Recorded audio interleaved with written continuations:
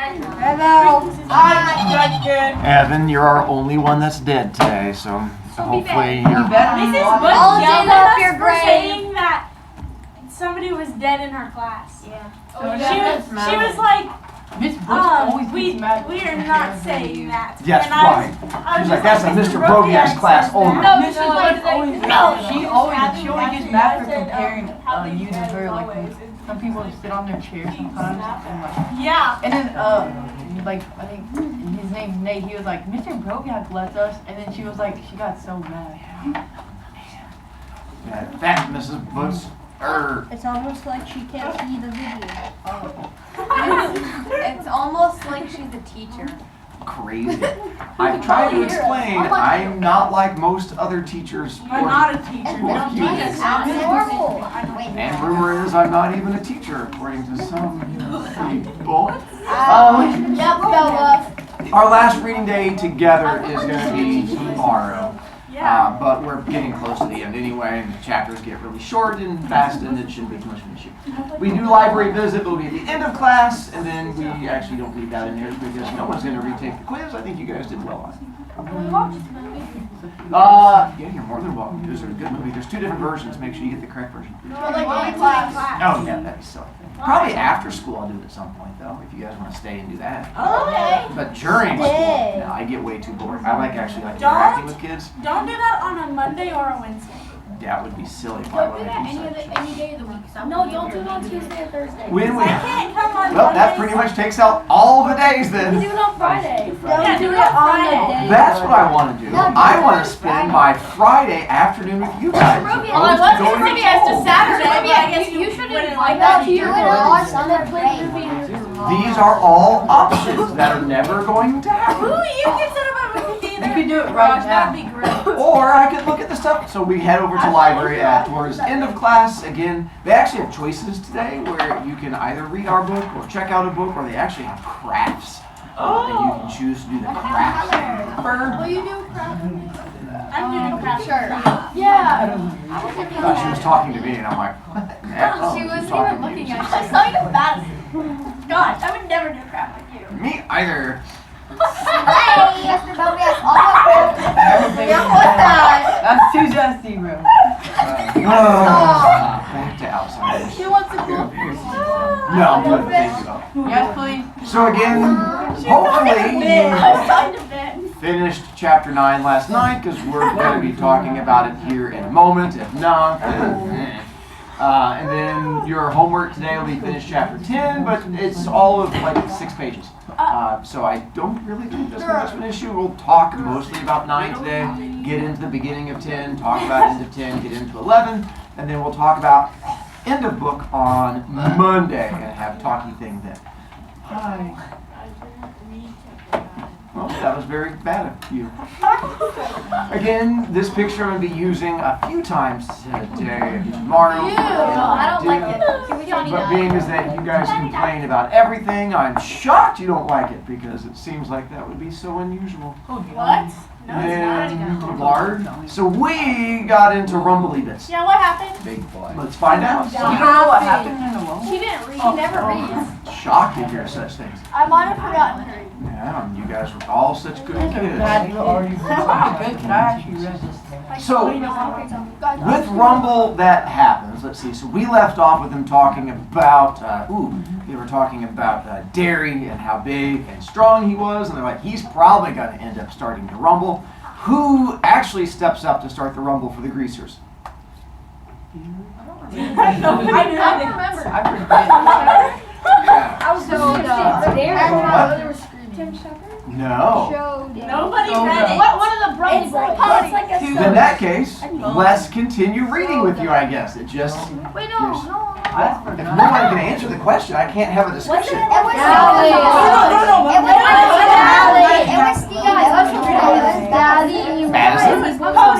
Okay, so smart. It was like Derry's friend, and he's like a coach, and he used to play football with him, and he was like, look over there, and then he punched him in the face, and then, yeah. That is the right answer Yeah. to a different question. Because I said, who starts the Rumble for the Greasers? No, we said who starts the rumble. Dairy. It was You did not say Dairy. for the Did greasers. I not say for the greasers? Dairy. Yes, I heard Then you're wrong, Mr. Rowe. Yeah, No, he answered he the said question yeah. I right. don't need you and your facts at school. In that case, good job, Madison. That may have been the correct answer. Yay! Then who steps up to start it for the greasers? Shut up. Dairy does. Who? I think it was Tony. Sorry, it feels like we're auctioning as you guys are yelling out like 5 different names at once. Yes. Elena? Everyone. No. Steve. No. Hi, Caroline. The random nameless kid that No. has a pipe for some Calling the ghost. Oh, it's Hadley? So Derry does. I said that. You said We Derry said that. did. No. Bad guys. I said they wanted Derry to step up, but who does actually step up? That was my way of seeing how easily you guys were tricked to whether or not you guys would know the answer. You would just go, well, Derry's the only one that steps up to start it. But instead, you guys just started yelling out random names as opposed to confidently telling me the answer, which tells me some stuff. So yes, Derry's the one that steps up because he's the big and strongest one. He's sort of their version of the Incredible Hulk and does this little flexy thing. And then as Madison points out, no one on the social side wants to step up. They look at big hulky guy going, greaser smash! And all the other soldiers are like, oh, I don't want any piece of that. He's all big and green and angry. Except for one guy who does step up. And that one guy, Madison, would be, No, his friend from high school. there you go, Paul Holden, his friend from high school who he hasn't talked to in forever, but apparently Paul is not scared of him. He's like their Captain America. And he was like, I'll take on the Hulk. And he steps up to confront him, but it turns out Captain America is a little on the scared side because Hulk looks at him and goes, and Paul goes, and they just stare at each other, and just like a junior high fight, no one wants to throw the first punch. They just stare at each other and go, and then no one wants to throw the first one until we have a surprise guest star show up. And the surprise guest star? Dally. And that's when Dally comes running in because, how did he get out of the hospital? With the knife. Yeah. No, it turns out he just walked out. But he did have the knife with him. He stabbed Abby. And he tried to threaten the doctors, but again, as he tells later, like the doctor's like, dude, you can just leave. It's a door. And he's like, oh yeah, okay. And then he just left. But he had a knife on the off chance he had to do some quick stabbing. But if you're in the hospital, that is a good place for some quick stabbing because that would be the best place to get fixed up. So Dally shows up and he comes running in, which of course, everyone turns to look at Dally. And that's when Paul gets all brave and goes, pow! And punches Derry right in the face. And as everyone should know, when you punch the Hulk, Hulk turns back and goes, greaser, smash! And then that's when he picks up Paul and starts smashing him from side to side in little bits. I may have used my imagination. But that's when the fight breaks out. At this point, we have all the fighting going on. Normally, Ponyboy gets a fight buddy. And his fight buddy would be? Normally would be Johnny.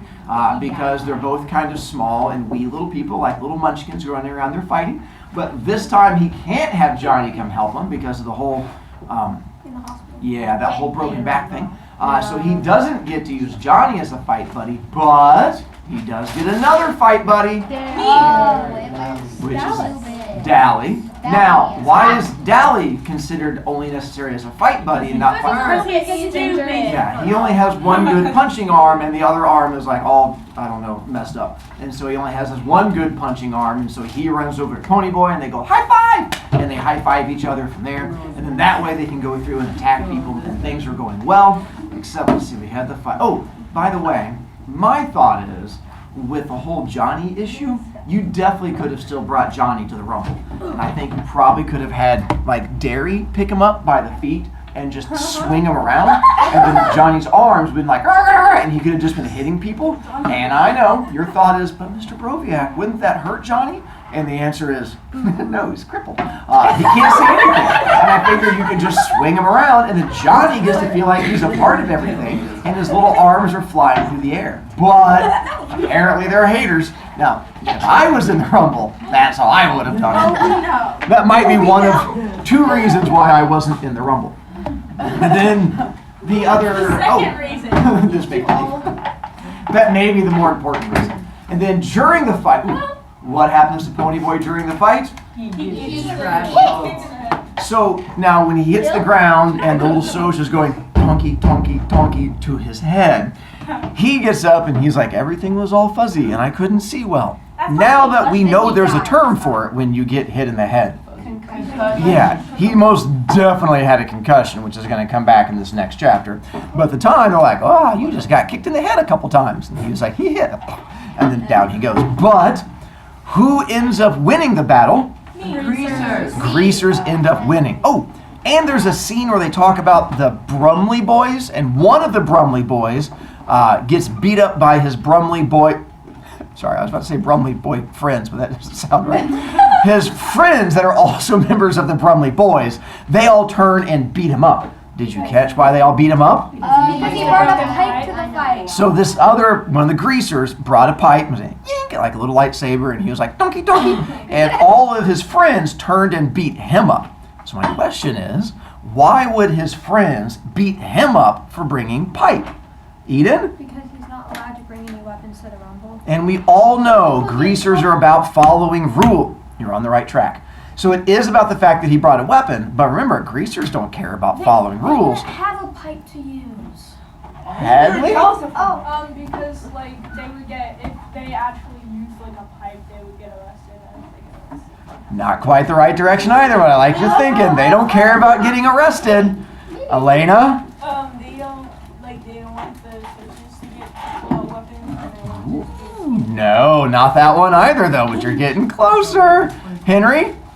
It's just because when you have a pipe and you hit them with the pipe and then no, if they have the weapon, then the soldiers can have the weapon too because they have the weapon and So then, you're saying the same thing as Elena, but you think because you're a boy it means more. yeah, no, but I said it too. Yeah, Henry! So let me give you an example. Let's say that Abby and I are going to get into a fight. Don't fight a teacher. And I come running at Abby, and I'm like, Abby, fists only. And I come running at her, and Abby's like, I got you. And Abby stands up, I go, oh no! And I go and pick up a stick. What does that imply about Abby? That you're scared of. Exactly. So if this greaser pulls out a weapon, what does that imply? He's scared. So why do the other greasers beat him up? Because it looks like he's weak. That's why they turn against him. Because all of a sudden, when he pulls out a weapon, you don't need a weapon. Like again, if I was being attacked by like a little 2-year-old toddler, and I'm like, oh my God! And I hit, then that would be different. I would just put my hand on his head while he's like, yeah, and just swinging at me. But again, if you pull out, if like, you know, The Rock comes at me, there's not a big enough pole alive for me to take him on. And so that's why it implies they had to all beat him up on that one. So we have Rumbly fight. Oh look, there's Paul. What? That looks like a scene from High School Musical, but more fun. what's It that was. dance though? As we saw earlier, when they were going off to fight, there was definitely some singing going on when they were doing the JD song. Let's see, so we covered the Happy Rumble, we did. Who Starts the Rumble, we did that one. Shows Up Late, did that one. Who Normally Helps Point, did that one. Which Side Minute, did that one. And, Ooh, because he got kicked in the head. so, he does not go because of the concussion. Johnny. Because who tells him about Johnny? And that's as soon as they get done and all of the socials take off running, Dahlia's like, we gotta go! And he grabs Ponyboy and they take off to go to the hospital because he says Johnny's not doing well. Henry? He takes him. He goes to the hospital because Daddy said Johnny is not doing well, so he took him there. I'm not, you know I'm not a girl, so you can't just repeat what I'm saying. Then, They got escorted by the police. they did. And then you got the part where they get pulled over by the police, and then Dahlia looks at him and goes, hey, pretend you're hurt. He goes, dude, I just got kicked in the head. I don't have to pretend. And he just leans against the window and goes, blood, blood. And the cop's like, that kid's a good actor. And they get escorted all the way to the hospital. And then we get to the hospital, and the thing happens with Johnny. I am going to read that scene real quick. Johnny was my favorite.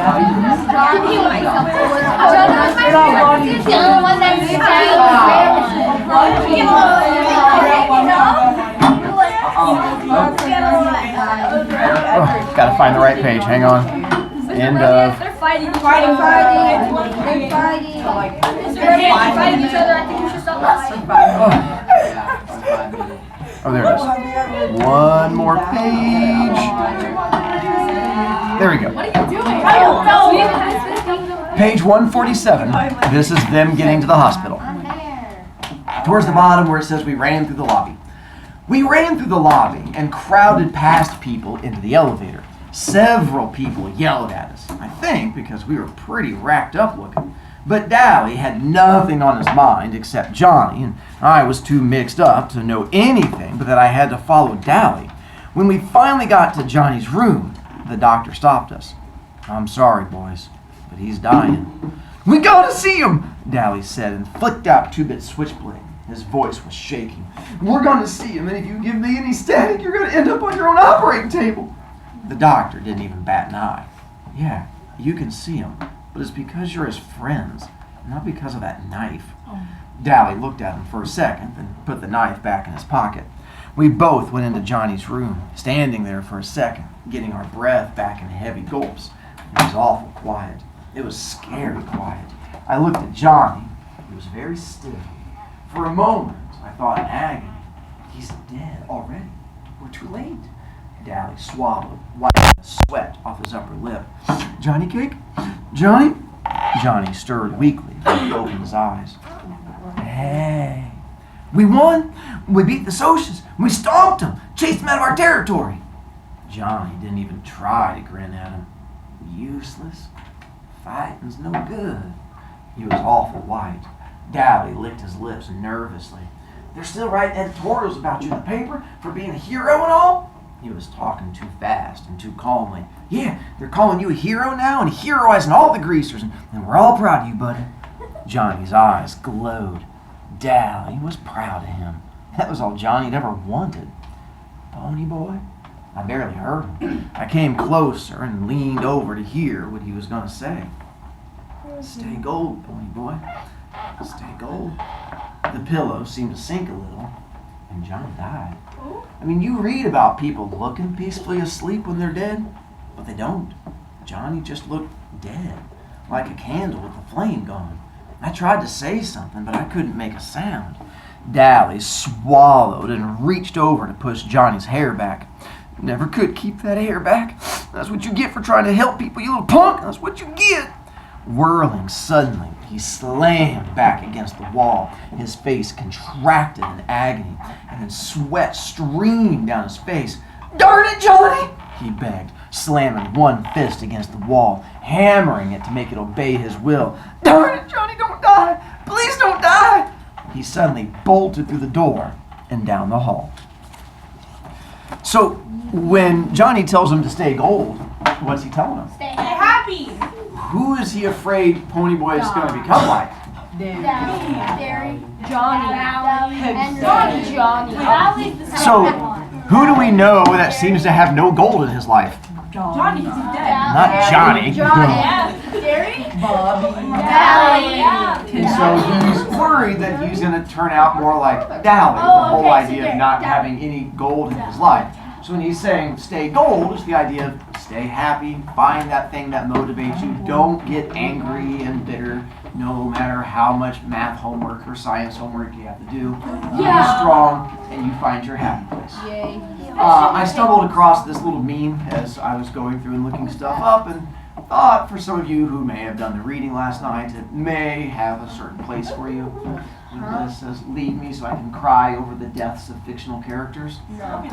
Those of you Cried who, over his death. some people have these things called emotions. That's I what thought you it is. didn't read Nah, it. he's So- dead. And That's so good. that was where some people.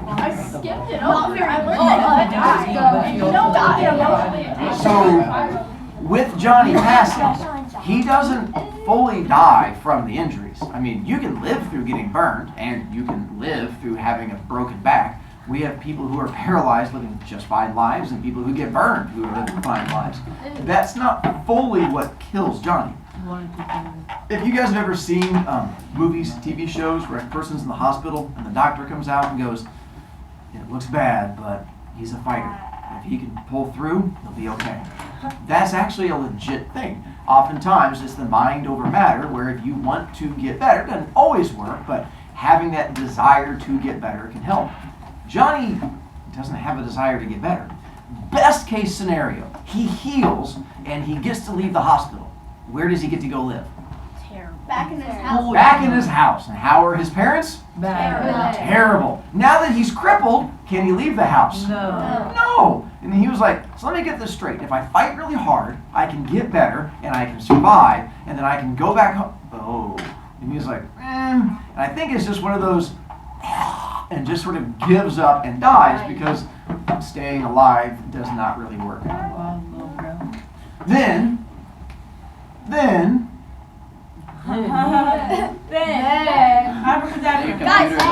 my laptop locks up. Damn it.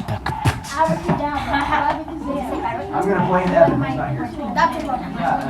Evan hacked the computer.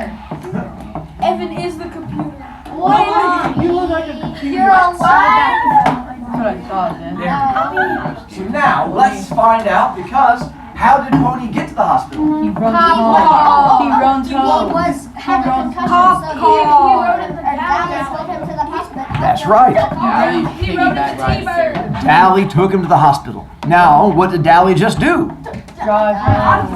Ran away. So now he's stuck at the hospital with a need to get home. That brings us to chapter 10. Elena. Don't tell us.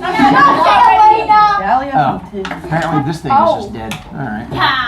Luckily, we'll just go to our next page. Because we're getting ready to all find out as soon as I plug this control. They're more dead. Interesting. You're so funny. That's just like Johnny. To page 150. Somebody dies again. No! Is there another death? It says no more deaths right there. Yeah, you know what? That's four.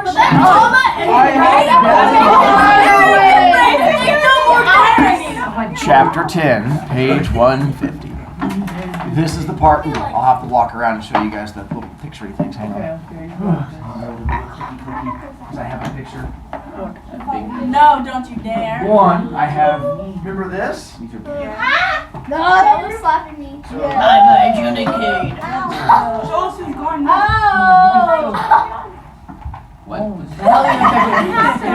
I will explain it in just a moment. Just candy. Elena. Right now. You could have Johnny's arm before you killed him. It's good for him. He doesn't eat anymore. He's not using it. Are these like little I walked down the hall in a daze. Dally had taken the car, and I started the long walk home in a stupor. Johnny was dead. But he wasn't. That still body back in the hospital wasn't Johnny. Johnny was somewhere else. Maybe asleep in the lot, or playing the pinball machine in the bowling alley, or sitting on the back steps of the church in Windricksville. I'd go home and walk by the lot, and Johnny would be sitting on the curb smoking a cigarette. And maybe we'd lie on our backs and watch the stars. He isn't dead, I said to myself. He isn't dead. And this time, my dreaming worked. I convinced myself that he wasn't dead. I must have wandered around for hours, sometimes even out into the street, getting honked at and cussed out. I might have stumbled around all night, except for a man who asked me if I wanted a ride. Huh? Yeah, I guess so, I said, and I got in. The man, who was in his mid-20s, looked at me. So this is why I put guy with white van. When I was reading this book the first time, I thought the story was going to take a turn when all of a sudden you have just a random guy on the street going, "Hey, little boy, you want to get in my car?" And Pony Boy going, "Yes, I do." And he goes and gets in the car, and I'm like, "Oh, story's going to take a turn." If it's in a black and white man. "Are you all right, kid? You look like you've been in a fight." "I have been. I rumbled. I'm okay." "Johnny's not dead," I told myself, and I believed it. "I hate to tell you this, kiddo," the guy said dryly, "but you're bleeding all over my car seats." I blinked. "I am? Your head?" I reached up to scratch the side of my head where it had been itching for a while. When I looked at my hand, it was smeared with blood. "Gosh, mister, I'm sorry." "Don't worry about it. This wreck's been through worse. What's your address? I'm not about to dump a hurt kid out on the street this time of night. I told him. He drove me to my house, and I got out. Thanks a lot. What was left of our gang was in the living room. Steve was stretched out on the sofa, his shirt unbuttoned and his side bandaged. His eyes were closed, but when the door shut behind me, he opened them, and I suddenly wondered if my own eyes looked as feverish and bewildered as his. Soda had a wide cut on his lip and a bruise across his cheek. There was a Band-Aid over Derry's forehead, and he had a black eye. One side of Two-Bit's face was taped up. I found out later he had 4 stitches in his cheek and 7 in his hand, where he had been busted his knuckles open over Asosha's head. They were lounging around, reading the paper and smoking. Where's the party? I thought dully. Weren't Soda and Steve planning a party after the rumble? They all looked up when I walked in. Derry leaped to his feet. Where have you been? Oh, let's don't start that again, I thought. And he stopped suddenly. Wait, Ponyboy, what's the matter? I looked at all of them, a little frightened. Johnny, he's dead. My voice sounded strange, even to me. But he's not dead, a voice in my head said. We told him about beating the Socias, and I don't know. He just died. He told me to stay gold, I remembered. What was he talking about? There was a stricken silence. I don't think any of us had realized how bad off Johnny really had been. Soda made a funny noise and looked like he was going to start crying. Two-Bit's eyes were closed and his teeth were clenched, and I suddenly remembered Dally pounding on the wall. Dallas is gone, I said. He ran out like the devil was after him. He's going to blow up. He couldn't take it. How can I take it? I wondered. Dally's tougher than I am. Why can I take it when Dally can't? And then I knew.